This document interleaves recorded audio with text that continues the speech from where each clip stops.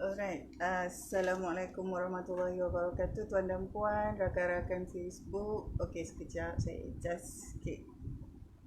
Okey, rakan-rakan Facebook sekalian, hari ini hari Ahad hari ini hari Ahad. Jam 12.30 hari. Ini adalah kebiasaannya pada hari-hari biasa. Kita akan sibuk, kita dah sibuk lah untuk masak tengah hari dan makan tengah hari sekitar jam 12, sekarang ni dalam 12.20. 12.20. Jadi kepada rakan-rakan Facebook saya rakan-rakan Facebook yang lalu kerana Facebook Live ni saya tak ada buat apa-apa notification. Jadi sekiranya tuan nampak lalu ataupun sempat peruntukkan masa, boleh kongsikan terus kerana dalam sekitar 10 ke 15 minit ni saya akan berkongsi tentang review sesi webinar yang kita sudah jalankan di ABA Planning Club baru-baru ni. Baru-baru ni tu semalam. Jadi kita ada beberapa topik yang kita dah bincangkan, tetapi fokus dalam sesi webinar itu sebenarnya kita bincangkan tentang persediaan untuk kita reopen bisnes, membuka semula bisnes kita itu. Jadi sebagai orang kata susun atur latar belakang ni online ABA Planning Club ni, sebenarnya kita jadikan dia platformnya online kerana Planning Club ni kita sudah berjalan kita sudah jalankan sejak tahun 2019 lagi. Tetapi untuk tahun 2020 bermula daripada 1 hari bulan 5 tempoh hari kita sudah mulakan inisiatif untuk membawa Planning Club secara online.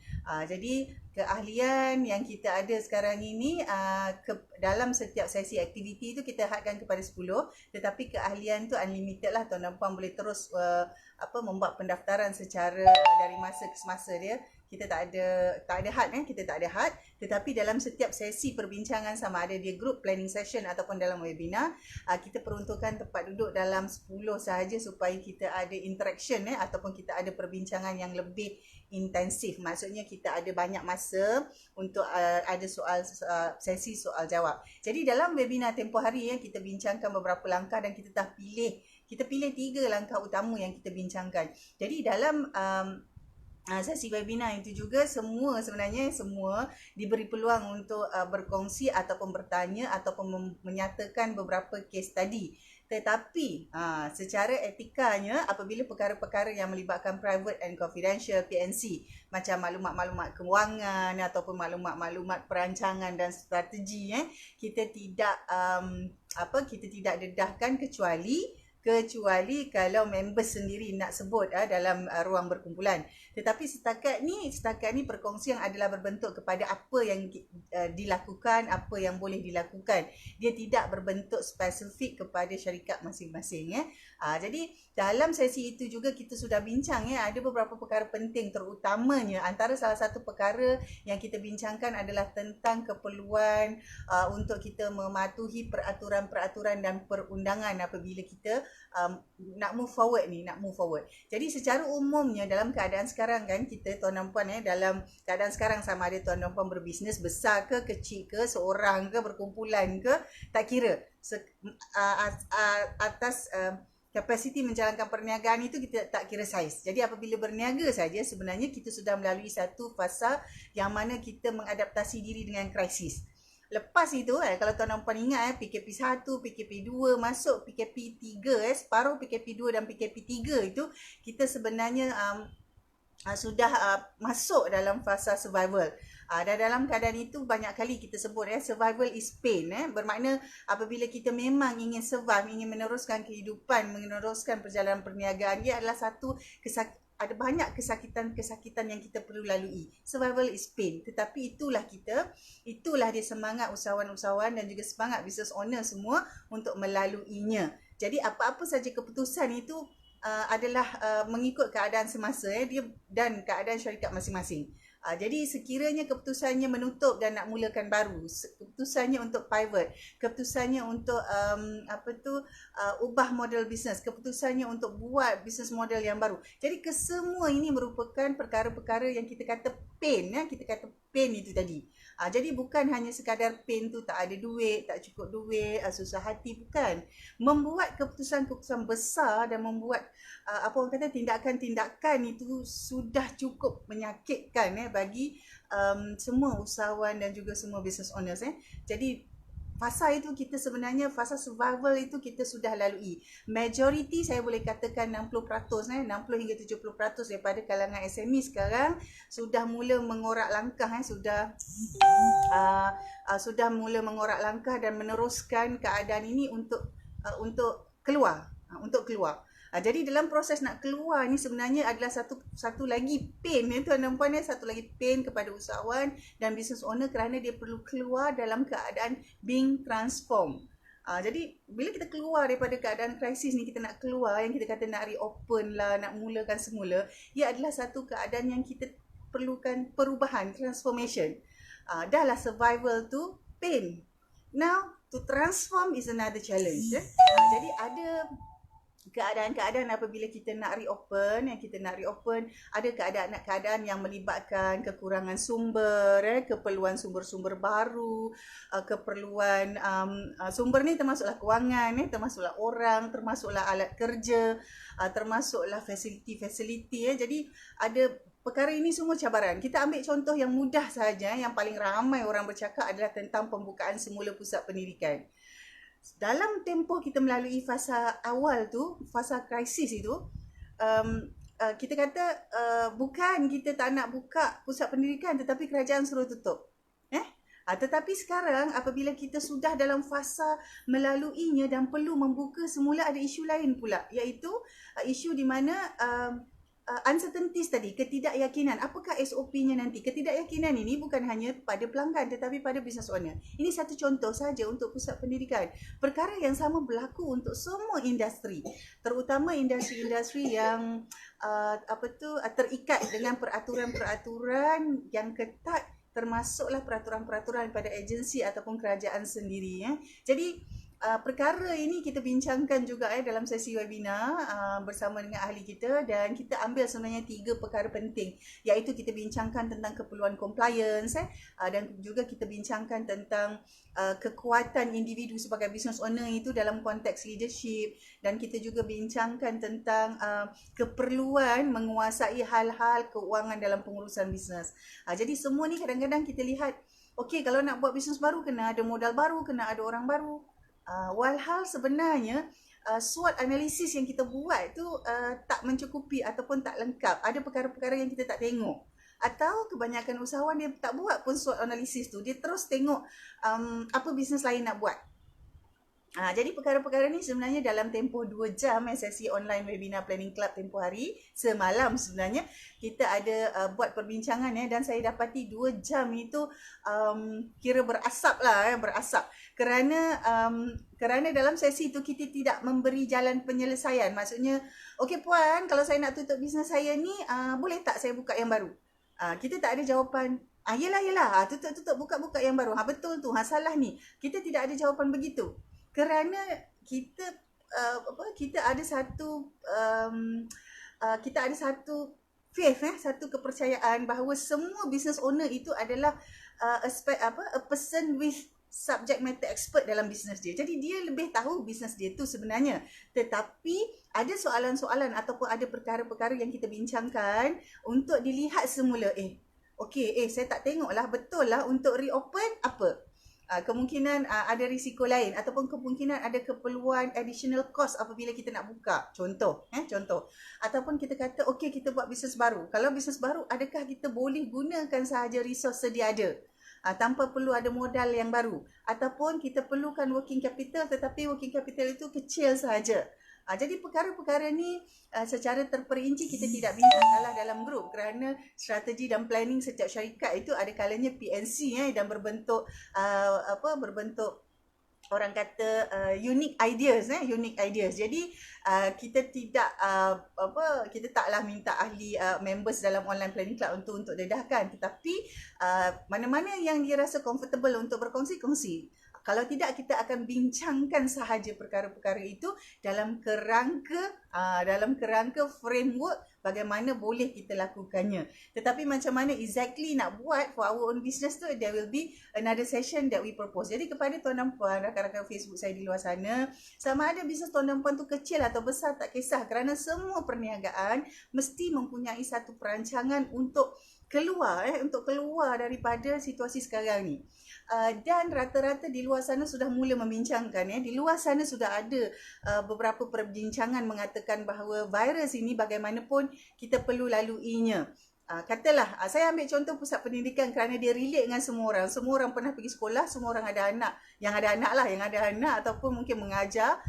Jadi, kalau dalam keadaan biasa sekalipun kita ada penyakit-penyakit yang selalu datang ya, ataupun contoh macam kalau kanak-kanak kita selalu ada HFMD, hand, mouth and foot disease tu kan. Jadi tidaklah memang kalau kena tu kita kena tutup. Memang akan ada tempoh diarahkan untuk tadika ke, taska ke, pusat pendidikan ke tutup untuk satu tempoh untuk buat pembersihan. Dah bersih barulah datang balik. Manakala anak-anak pula yang memang ada simptom-simptom tu memang tak boleh datang. Kalau untuk yang keadaan kecil tu kita tengok chicken pox. Jadi mungkin situasi itu sebenarnya nampak lebih ringan kerana kita kata COVID-19 virus ini pada semua dan sampai melibatkan kematian. Sebenarnya virus-virus lain pun boleh menyebabkan kematian sekiranya tidak terkawal. Jadi dalam keadaan itu ramai ada perbincangan banyak di luar sana yang menyatakan bahawa kita kena bersedia. Kita kena bersedia meskipun virus ini tidak habis, maksudnya kita tidak 100% selamat daripadanya, tetapi kita masih perlu menghadapinya. Maksudnya bisnes masih kena jalan, tetapi apakah langkah-langkah ataupun cara-cara kita menjalankan perniagaan itu yang membolehkan turunnya risiko daripada terkena virus. Jadi nak tak nak tuan dan puan, kita kena juga bersedia untuk reopen. Kena bersedia juga sama ada kita reopen existing business ke, kita reopen dengan new business ke, atau kita reopen dengan new business model ke. Jadi semua ini melibatkan perancangan, dan perancangan inilah yang kepada business owner macam kita kat luar ni, kita sakit kepala dan pening kalau kita kalau kita buat sendiri satu. Kalau kita discuss dalam tim kita sahaja pun tak mencukupi. Kerana insight ataupun views ataupun pandangan ataupun idea itu dalam kerangka kita saja. Ada banyak perkara di luar sana yang mungkin kita terlepas pandang, atau yang mungkin kita terlupa nak kira, atau mungkin ada elemen-elemen dalam SWOT analisis kita tu yang tertinggal. Bukannya kita tak tahu, bukannya kita tak nampak, tapi waktu discussion tu kita punya mind ni dah macam tu. Jadi kita perlukan satu sokongan daripada luar yang membolehkan kita review plan kita tu dengan lebih baik. Jadi dalam perbincangan sesi webinar semalam tu kita melibatkan dalam 7 kita ada dalam 7 syarikat, dan it was an interesting discussion sebab kita ada banyak orang kata 15 minit daripada kami semua dari ABM Malaysia membentangkan poin-poin, dan kita allocate dalam 40 ke 45 minit untuk ahli yang hadir dalam webinar tu, Online Planning Club untuk bincang. Ada yang berkongsi tentang apa yang dia buat, ada yang bagi tahu situasi dia, tapi ada yang tak boleh nak kongsi lagi. Jadi ada macam-macam. Apa-apa pun kita sebenarnya dapat poin-poin baru daripada semua orang, tetapi kita masih perlu juga melihat bisnes kita itu secara objektif, secara khusus kepada situasi kita sendiri. Baik, jadi kepada tuan dan puan yang masuk dan lalu, saya akan tinggalkan video ni nanti kat sini, tuan dan puan boleh datang balik. Tetapi saya ingin maklumkan juga, mulai esok kita akan buka, mulai esok maksudnya 18 hari bulan sampai 30 hari bulan, kita akan buka untuk mana-mana tuan dan puan tak kisah bisnes kecil ke bisnes besar, tetapi nak kita review balik apa rancangan ataupun apa keadaan yang tuan dan puan hadapi sekarang ni. Kita akan ada slot untuk ditempah. Nama slot ni adalah slot business review. Kalau tuan dan puan kata, sekarang saya tak ada bisnes, nak review apa? Dia bukan macam tu. Sebab tuan dan puan memang dah dalam bisnes. Yang tak ada sekarang adalah aktiviti bisnes. Mungkin tuan dan puan berhenti. Katalah contoh, kita merupakan syarikat yang menjalankan training. Katalah kita merupakan syarikat yang menjalankan khidmat, program-program untuk sekolah rendah dan sekolah menengah contohnya. Memanglah dalam tempoh PKP ni tak ada aktiviti, betul. Tetapi, your business tu still there. Cuma bisnes tu tak dijalankan. Adakah keadaan itu nak direview? Satu. Ataupun mungkin tuan dan puan dalam tempoh PKP ni 2-3 bulan ini ada mengadakan aktiviti bisnes yang lain. Katalah sebagai contoh menjual, katalah tuan-tuan puan menjual produk-produk pendidikan untuk menyokong ibu bapa belajar di rumah, kata contoh. Jadi apakah tuan-tuan puan lihat kesan ataupun pergerakan bisnes model yang baru itu yang berbentuk, kalau jual kepada ibu bapa namanya berbentuk retail. Jadi apakah rancangan bisnes model ni nak direview semula? Ataupun dalam keadaan tertentu tuan-tuan puan tukar. Contoh, selama ni saya buat kelas training offline. Masa PKP semua saya buat online. Apakah model secara online itu tuan-tuan puan perlu nak review balik? Adakah cukup dia punya kekuatan itu untuk diteruskan atau dijadikan sebagai sebahagian daripada produk selepas kita nak reopen? Jadi keadaan-keadaan tu sebenarnya kita nak review. Bukannya bermakna, tempoh PKP ni saya tak ada bisnes, nak review bisnes apa, bukan. Bukan begitu. Maksudnya kita nak review situasi bisnes. Okey, kalau memang bisnes tu ada bisnes, tapi dalam tempoh PKP ni tak ada aktiviti. Keadaan tu lah yang kita nak review. Keadaan tu. Jadi kepada tuan-tuan puan kita yakin dengan festive mood season. Sekarang ni festive mood season sebab semua dah mood nak beraya, dah buat kuih raya, dah buat macam-macam dah siap baju raya untuk pakai di rumah, dah siap macam-macam. Tetapi saya percaya bahawa business owners di luar sana, usahawan di luar sana, raya ke tak raya ke, keadaan bisnes itu dia masih ada dalam fikiran dia tu. Dia akan fikir. Kalau dia beraya pun saya tak tahu, mungkin setakat 5 jam saja nanti pada hari raya pertama tu dia beraya, selebihnya dia masih berfikir. Jadi untuk itu tuan-tuan puan, kita buka tawaran bermula esok 18 hari bulan sehingga 30 hari bulan untuk book satu slot business review dengan package tawaran yang istimewa. Kalau katalah harga biasa, package biasa berharga RM250 kan. Untuk tawaran ini dia hanya ditawarkan dengan RM150 sahaja untuk 2 jam. Tuan-tuan puan boleh masuk dalam satu sesi 2 jam untuk kita bincangkan keadaan itu, planning tu. Tetapi dalam keadaan ini tuan-tuan puan mestilah bersedia untuk berkongsi beberapa maklumat, kerana kita tak boleh nak review situasi bisnes tuan-tuan puan tanpa ada maklumat-maklumat yang cukup. Jadi kita di ABA Malaysia terutamanya sekarang ni saya punya aktiviti yang banyak bersama dengan ABA Malaysia dalam konteks business advisory dan juga aktif menjalankan aktiviti-aktiviti re-education di platform online planning club tadi. Jadi kepada rakan-rakan Facebook, kita sama-sama supaya kita boleh keluar. Tak kisahlah apa saja keputusan yang dah dibuat. Sama ada keputusannya menukar ke, keputusannya pivot ke, keputusannya remodel ke, keputusannya reset ke, apa-apa sekalipun plan yang tuan dan puan ada tu ataupun situasi bisnes yang tuan dan puan ada tu, kita review. Kita review dan kita tengok lagi apakah perkara-perkara yang mungkin boleh diambil kira untuk keluar, untuk melalui satu fasa transformation after MCO being lifted. Kemungkinan virus akan sentiasa ada, tapi tempoh PKP dan keadaan MCO ini dia akan berubah. Akan berubah. Jadi kita lah yang perlu bersedia dengan SOP-SOP baru dan cara kerja baru serta cara fikir baru, bagaimana untuk mengelakkan menjagalah bagaimana nak mengelakkan keadaan-keadaan yang tidak diingini tetapi masih kekal terus dalam aktiviti bisnes yang sedia ada. Baik. Okey, tuan dan puan, ni dah dalam 20 minit 20 minit. Jadi saya ucapkan selamat berpuasa hari ini 24 Ramadan tuan dan puan. Kita tidak jauh lagi ke arah kemenangan, sebab meraihkan satu Syawal itu sebenarnya meraihkan satu kemenangan kemenangan, dan kali ini saya yakin kemenangan kita pada bulan Syawal adalah kemenangan berganda berganda, kerana kita sudah melalui satu tempoh